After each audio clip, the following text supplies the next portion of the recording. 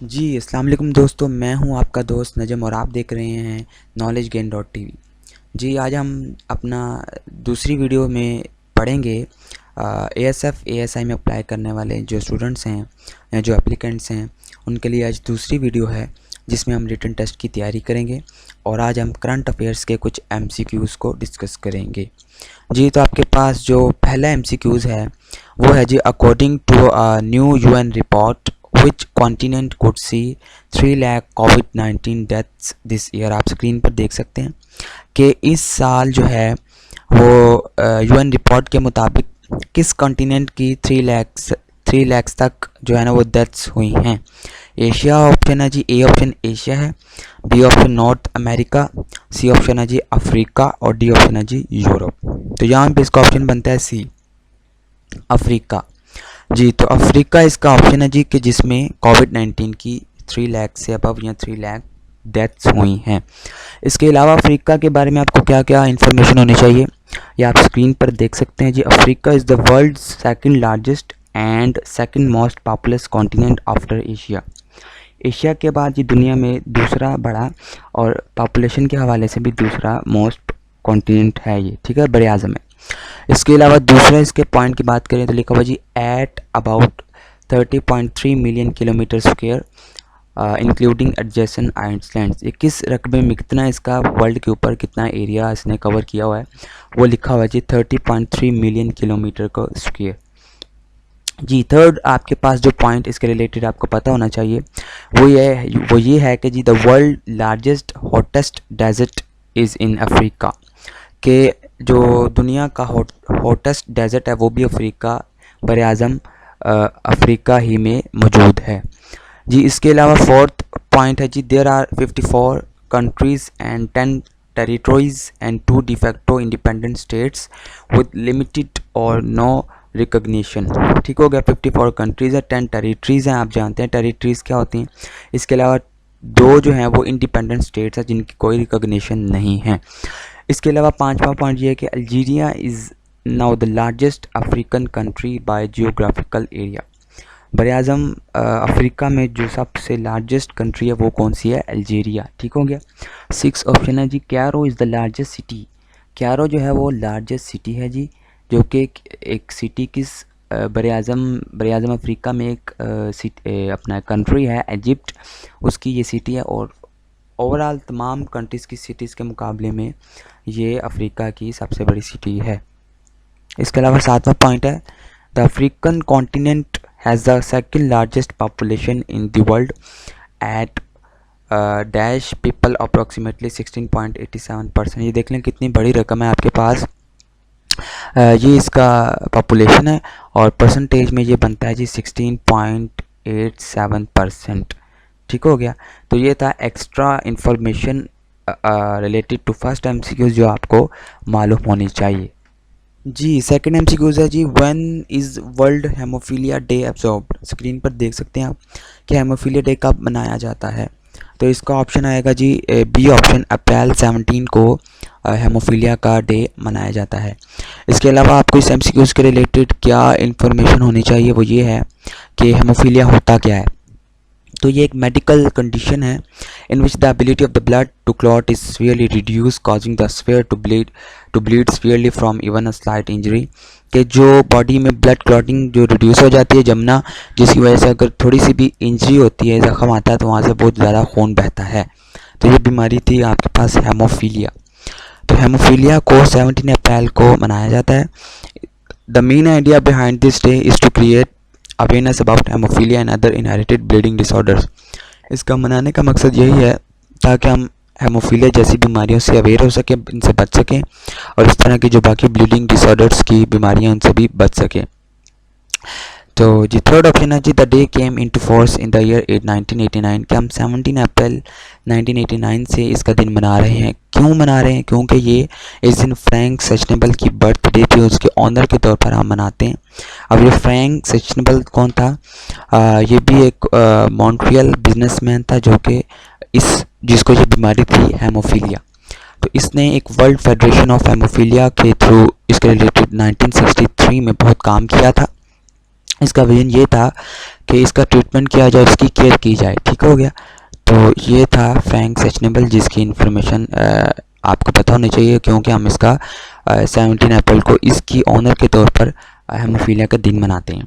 तो ये था एमसीक्यूज नंबर 2, जिसके रिलेटेड आपको एक्स्ट्रा इन्फॉर्मेशन ये मालूम होनी चाहिए। जी हमारे पास थर्ड आपके पास जो एमसीक्यूज है आप स्क्रीन पर देख सकते हैं कि South Korea's ruling party has won by a landslide in the parliamentary election held in April 2020, winning dash of the 300 seats of the national assembly. कहते हैं साउथ कोरिया में जो साउथ कोरिया रूलिंग पार्टी जो कि democratic party भी कहलाती है, उसने अप्रैल 2020 में होने वाले इलेक्शन में कितनी सीट्स हासिल की। तो ए ऑप्शन है 160, बी ऑप्शन है 165, सी ऑप्शन है 175 और डी ऑप्शन है 180। तो इसका ऑप्शन बनता है 180 और 300 में से 180 इन्होंने सीट्स हासिल की और मेजोरिटी के साथ इन्होंने इलेक्शन को विन किया। इसके अलावा थर्ड एमसीक्यूज के रिलेटेड आपको क्या क्या इन्फॉर्मेशन पता होनी चाहिए आप स्क्रीन पर देख सकते हैं कि साउथ कोरिया जो है वो एक is a presidential representative democratic Republic of south Korea, ये इसका प्रॉपर नेम है जी। जिस तरह पाकिस्तान रिपब्लिक इस्लामिक रिपब्लिक है, तो वो डेमोक्रेटिक रिपब्लिक है। दूसरा, साउथ कोरिया के बारे में आपको ये पता होना चाहिए कि ये कॉन्टिनेंट एशिया के अंदर मौजूद है जी, ये वाला कंट्री, ये वाला मुल्क, और ईस्ट एशिया में ये मौजूद है। उसके अलावा थर्ड ऑप्शन है जी, the only country with the land border to South Korea is North Korea. कि जोन सा मुल्क लैंड बॉर्डर, मतलब कि जो एक ही मुल्क इसके साथ बॉर्डर लगता है एक मुल्क का, जो कि नॉर्थ कोरिया है, लैंड बॉर्डर जो होता है। इसके अलावा साउथ कोरिया की जो करेंसी है वो है जी आपके पास साउथ कोरियन वॉन, ठीक है, जो कि 0.1 फॉर पाकिस्तानी रुपये के बराबर है, 1 रुपये के। एक कोरियन जो है ना वो 0.1 फॉर पाकिस्तानी रुपये के बराबर है। इसके अलावा इनका जो प्रेसिडेंट है जी वो है मून जे-इन, ठीक है जी, मून जे-इन। इसके अलावा इनकी पॉपुलेशन है 2018 के मुताबिक अभी तक जो इन्होंने मरदमशुमारी की है उतनी जी 51.64 मिलियन इनकी आबादी है। ठीक हो गया, पॉपुलेशन है। तो ये था थर्ड एमसीक्यूज के रिलेटेड आपकी रिलेटेड इन्फॉर्मेशन जो आपको पता होनी चाहिए। ये फोर्थ एमसीक्यूज है जी, the South Korean general election in which the electoral reforms give 18 year olds the vote for the first time. कहता है जो साउथ कोरियन में इलेक्शन हुए हैं, ये एमसीक्यूज 3 से रिलेटेड है। तो उसमें 18 साल के जो हैं लोग, उनको भी फर्स्ट टाइम जो है ना वोट डालने का हक दिया गया। तो वह कब दिया गया, आपके सामने अप्रैल 2020 में इलेक्शन हुए थे, तो 15 अप्रैल 2020 इसका ऑप्शन बनता है। डेट भी साथ उन्होंने बता दी है कि इस दिन इलेक्शन हुए थे और 18 ईयर ओल्ड वालों को भी वोट डालने का हक दिया गया था। तो ये था आपका एमसीक्यूज नंबर 4। तो जी दोस्तों, पांचवा एमसीक्यूज आपके पास के Pakistani American doctor and a state senator for Connecticut who helped develop a ventilator device that makes it possible to treat 7 COVID-19 patients at once। तो कहता है कि वो कौन से पाकिस्तानी अमेरिकन डॉक्टर थे कि जिन्होंने वेंटिलेटर को डेवलप किया था और उस वेंटिलेटर की मदद से आप एट अ टाइम जो है 7 COVID-19 के पेशेंट्स को ट्रीट कर सकते थे। तो वो थे डॉक्टर साउद अनवर साहब। ठीक है, डॉक्टर साउद अनवर साहब, ऑप्शन बी आप स्क्रीन पर देख सकते हैं। इसके अलावा इस एमसीक्यूज़ के रिलेटेड आपको क्या क्या इन्फॉर्मेशन मालूम होनी चाहिए। यहाँ पे ऊपर एमसीक्यूज़ नंबर 4 लिखा गया, असल में ये 5 है जी, मिस्टेक हो गई है। वो रेड वाले बॉक्स में यहाँ पे 5 है। आप इन्फॉर्मेशन को देखते हैं जी। फर्स्ट इन्फॉर्मेशन है जी, mister Saud Anwar is a Pakistani American doctor and politician. ठीक है जी, बॉर्न ये पाकिस्तान में हुए मगर ये अब मौजूद है अमेरिका में, तो इस वजह से यहाँ पे आया Pakistani American doctor and a politician. Second आपके पास पॉइंट है, इज़ अ स्टेट सेनेटर, ये सेनेटर भी हैं वहाँ के, इन कनेक्टिकट स्टेट सेनेट। ठीक हो गया, तो वहाँ पे एक उनकी स्टेट है यूएस स्टेट कनेक्टिकट, वहाँ पे ये सेनेटर हैं। इसके अलावा जो कि representing third district a seat he has held since 2019, और जो सेनेट में उनको सीट मिली हुई है वो 2019 से मिली हुई है। इसके अलावा थर्ड ऑप्शन है, he is also deputy president pro tempore of the senate, वो सेनेट के डिप्टी प्रेसिडेंट भी हैं। ठीक है जी, प्रो टेम्पोर के। इसके अलावा ये कहाँ पैदा हुए जी, पाकिस्तान में बॉर्न, पाकिस्तान पार्टी इनकी डेमोक्रेटिक पार्टी वहाँ अमेरिका में। ऑफिस इनका क्या है जी, Connecticut state senate since 2019, senate की वो जो स्टेट है जी कनेक्टिकट, वहाँ पे इनका ऑफिस है। और इसके अलावा इन्होंने कहाँ कहाँ से एजुकेशन हासिल किया जी? येल यूनिवर्सिटी 1996 से 1998 तक और आगा खान यूनिवर्सिटी में 1986 से 1991 तक इन्होंने इन दो यूनिवर्सिटी से तालीम हासिल की। तो ये थे आपके पास डॉक्टर सऊद अनवर, जिन्होंने वेंटिलेटर्स को बनाया था, ट्रीट किया, जिसकी मदद से हम 7 कोविड-19 के पेशेंट्स को एट अ टाइम ट्रीट कर सकते थे। जी 6 MCQs है आपके पास के। Ocean researchers have found the world's longest animal ever, जिसकी जो लंबाई थी 150 फीट लॉन्ग था, in deep sea canyon off Australian coast में। तो उसका एनिमल का नाम क्या था कि ओशन रिसर्चर्स ने बताया है 150 फुट लंबा एक जानवर है जी, एनिमल है, जो कि ऑस्ट्रेलियन कोस्ट में पाया गया। और उसका नाम क्या है जी? ये MCQs है जी। ए ऑप्शन है सिडोरोफोर, और बी ऑप्शन है सेफोनोफोर, सी ऑप्शन है सिरहोनोफोर और डी ऑप्शन है फिजलिया। ठीक हो गया। तो यहाँ पे ऑप्शन आपका बनता है बी, सेफोनोफोर। ये एक एनिमल था, बहुत मुश्किल नेम है ये। तो ये एक एनिमल था जो कि ओशन रिसर्चर्स के मुताबिक सबसे लॉन्गेस्ट एनिमल है, जिसकी लंबाई है 150 फीट लॉन्ग। जी दोस्तों, 7वां MCQs आप देख सकते हैं। Who has been named as the leading cricketer in the 2020 edition of Wisden's cricketers almanac. तो वैसे इसका ऑप्शन है डी। इस MCQs का क्या मतलब है कि एक आपके पास किताब है विजडन क्रिकेटर्स अलमनाक, आप स्क्रीन पर देख सकते हैं कि विजडन क्रिकेटर्स अलमनाक और सिंपली विजडन, ये एक बाइबल ऑफ क्रिकेट की किताब है, क्रिकेट रेफरेंस बुक है, जो कि यूनाइटेड किंगडम में हर साल एनुअली जो है ना पब्लिश होती है। इस बुक में क्या बताया जाता है कि हर साल किसी भी मुल्क का जो क्रिकेटर है, जो लीडिंग क्रिकेटर कहलाएगा, उसकी परफॉर्मेंस बहुत अच्छी होगी, उसका उसमें नाम लिखा जाता है। तो उसने कहा है MCQs में कि विजडन क्रिकेटर्स अलमनाक के मुताबिक 2020 के एडिशन के मुताबिक कौन सी कंट्री का जो है ना वो क्रिकेटर लीडिंग क्रिकेटर है? ए ऑप्शन है बाबर आजम, बी ऑप्शन है ऑयन मॉर्गन, सी ऑप्शन है विराट कोहली, डी ऑप्शन है बेन स्टोक्स। तो इसके अलावा इसका ऑप्शन बनता है डी, बेन स्टोक। तो Ben Stoke has been named as the leading cricketer in the world in the 2020 edition of Wisden's cricketers almanac की बुक में ये एक लीडिंग क्रिकेटर हैं 2020 के एडिशन के मुताबिक। इसके अलावा बाबर आजम जो है वो पाकिस्तानी क्रिकेटर हैं, विराट कोहली इंडियन क्रिकेटर हैं, बेन स्टोक इंग्लैंड के क्रिकेटर हैं, ऑयन मॉर्गन भी इंग्लैंड के क्रिकेटर हैं। तो ये थे MCQs नंबर 7 जी। इसके बाद MCQs नंबर आपका है जी 8। Which country banned the use of saliva, saliva कहते हैं थूक लगाना, sweat to shine cricketer ball under कोविड-19 गाइडलाइंस। जब कोविड-19 चल रहा था, तो उसके बाद जब क्रिकेट ओपन हुई है, तो किस मुल्क ने बॉल को शाइन करने के लिए ड्यूरिंग मैच थूक लगाने से, स्लीवा लगाने से मना किया था? तो ए ऑप्शन है ऑस्ट्रेलिया, बी ऑप्शन है इंडिया, सी ऑप्शन है इंग्लैंड और डी ऑप्शन है पाकिस्तान। तो इसका ऑप्शन बनता है ए। तो ऑस्ट्रेलिया ने अपने क्रिकेटर्स को मना किया था कि आपने थूक नहीं लगानी बॉल पे, क्योंकि कोविड-19 चल रहा है, उसकी गाइडलाइंस को फॉलो करना, आपने SOPs को फॉलो करना है। तो ये था आपके पास MCQs नंबर 8 जी। तो 9 MCQs है आपके पास। द virtual summit of the non-aligned movement on COVID-19 pandemic has been organized at the initiative of which country? Kazakhstan, Azerbaijan, Uzbekistan, none of this. तो इसका ऑप्शन है जी बी। इस MCQs को समझने के लिए आप स्क्रीन पर देखिए। MCQs नंबर 9 है आपके पास। इसका पहला पॉइंट, नॉन अलाइनमेंट मूवमेंट क्या थी?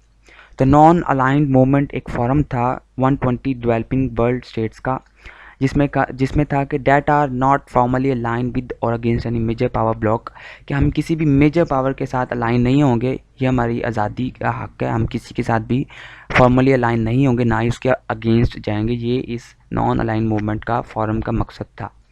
उसके अलावा यूनाइटेड स्टेट के बाद ये लार्जेस्ट ग्रुपिंग स्टेट थी, दूसरी लार्जेस्ट ग्रुपिंग स्टेट थी वर्ल्ड वाइड। इसके अलावा थर्ड में लिखा हुआ जी the non aligned movement was form कब बनी थी? कोल्ड वार के दौरान बनी थी, during the cold war, largely on the initiative of then Yugoslav president Joseph Broz टीटो।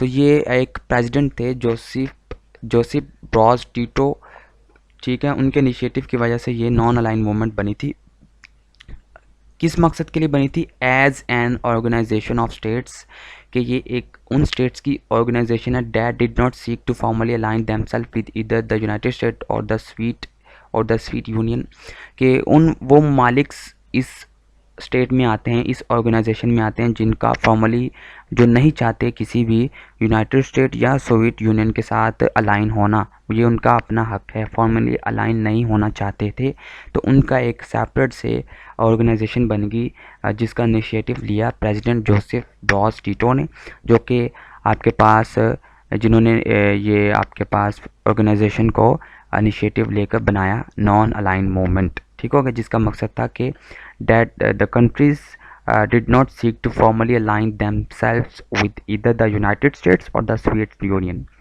जिसका हेडक्वार्टर आपके पास सेंट्रल जकार्ता इंडोनेशिया के अंदर है जी। और इसके अलावा ये फाउंडेड मतलब कब अमल में आई थी? ये सर्बिया के अंदर आई थी 1961 में, बेलग्रेड, ठीक हो गया, बेलग्रेड। और इसके अलावा इसके कितने मेंबरशिप है? ये 120 मेंबर स्टेट्स हैं इसके अंदर, जिसमें से 17 स्टेट्स ऑब्जर्वर्स हैं, और इसके अलावा 10 इंटरनेशनल ऑर्गेनाइजेशंस भी इसके अंदर हिलाक हैं, वो भी इसमें आती हैं। तो ये था नॉन अलाइन मूवमेंट। इसके अलावा आपको इस MCQs के बारे में क्या इंफॉर्मेशन होनी चाहिए वो आप स्क्रीन पर देख सकते हैं कि the non align movement virtual summit united against COVID-19 was held on Monday, May 4 through video conference, कि एक वर्चुअल समिट हुई थी, एक वीडियो कॉन्फ्रेंस हुई थी, नॉन अलाइन मूवमेंट के मेंबर्स हैं ना जो स्टेट्स, उनकी एक वीडियो कॉन्फ्रेंस के थ्रू वर्चुअल समिट हुई थी, आप कह लें कि वो कॉन्फ्रेंस हुई थी। और उस कॉन्फ्रेंस आपके पास वो आज़रबाईजान के प्रेसिडेंट थे, उन्होंने उसको चेयर किया था, ठीक हो गया, ये इनका नाम भी लिखा हुआ है, और ये आपके पास वर्चुअल समिट हुई थी जी। Azerbaijan president Ilham Aliyev chair the NAM समिट। तो ये था आपके पास MCQs नंबर 9। इसके अलावा MCQs नंबर 10 है कि who is the current ambassador of the European union of Pakistan, कि कौन जो है आपके पास यूरोपीय यूनियन ऑफ पाकिस्तान का एम्बेसडर है पाकिस्तान की तरफ। तो the current ambassador of EU to Pakistan is mister Androulla Kaminara, ठीक है जी। 2019 सिंस सितंबर 2019 से अब तक जो एम्बेसडर हैं यूरोपीय यूनियन के पाकिस्तान की तरफ, वो कौन है? Mister Androulla कैमिनारा। और पाकिस्तान के एम्बेसडर जो यूरोपीय यूनियन की तरफ है, उनका नाम है current Pakistani ambassador mister Zaheer Aslam Janjua, ठीक है, 19 सितंबर 2019 से। तो ये था आपका MCQs नंबर 10। इसमें भी गलती है ऊपर जी, MCQs नंबर 9 लिखा हुआ, ये 10 है। तो ये था आपका आज का लेक्चर दोस्तों, मिलते हैं नेक्स्ट लेक्चर में, तब तक के लिए अपने दोस्त नजम को इजाज़त दीजिए। अल्लाह हाफिज़।